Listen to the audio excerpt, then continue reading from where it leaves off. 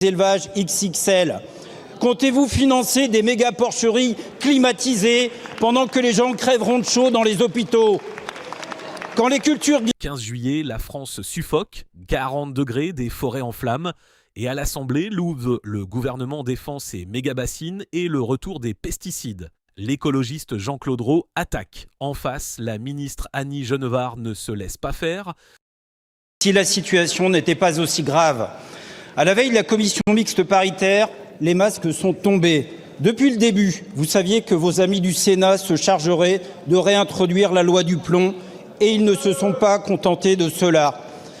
Alors que les cours d'eau sont asséchés et que les conflits de visages vont se multiplier, comment pouvez-vous justifier l'accaparement de notre bien commun par quelques irrigants souvent exportateurs? Mettrez-vous des méga-glaçons dans vos méga-bassines pour refroidir l'eau quand le thermomètre s'emballe? Est-ce raisonnable de sacrifier encore des zones humides qui nous permettent naturellement de stocker l'eau? Et pourquoi s'obstiner à réautoriser des pesticides qui mettent en péril notre santé et la biodiversité, mais n'empêcheront jamais les rendements de s'effondrer? Alors que les agriculteurs sont traumatisés par ces milliers de tonnes de volailles et de bétail qu'ils doivent enterrer dans leurs champs, est-ce vraiment le moment de soutenir des élevages XXL? Comptez-vous financer des méga-porcheries climatisées pendant que les gens crèveront de chaud dans les hôpitaux?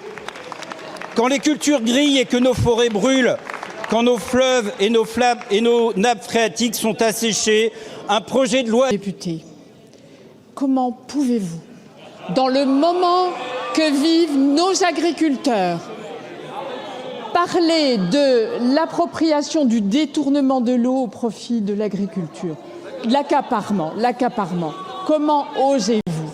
Alors même que la France est le pays le plus pluvieux de toute l'Europe, que des territoires, des milliers d'hectares ont été ensevelis sous de l'eau cet hiver, qu'il était possible d'en stocker une petite quantité pour pouvoir répondre aux périodes de sécheresse où précisément ils ne peuvent plus y avoir accès.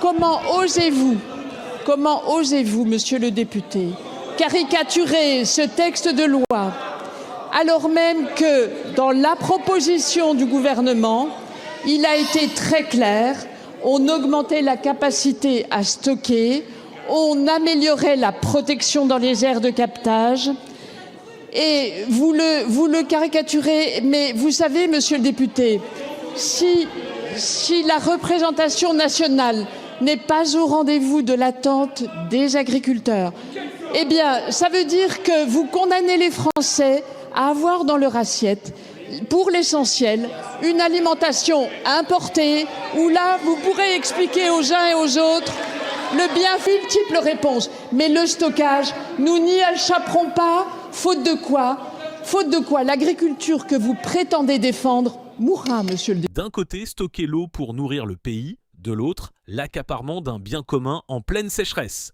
Méga-bassine, solution ou impasse? Dites-le en commentaire et abonnez-vous à En Clair.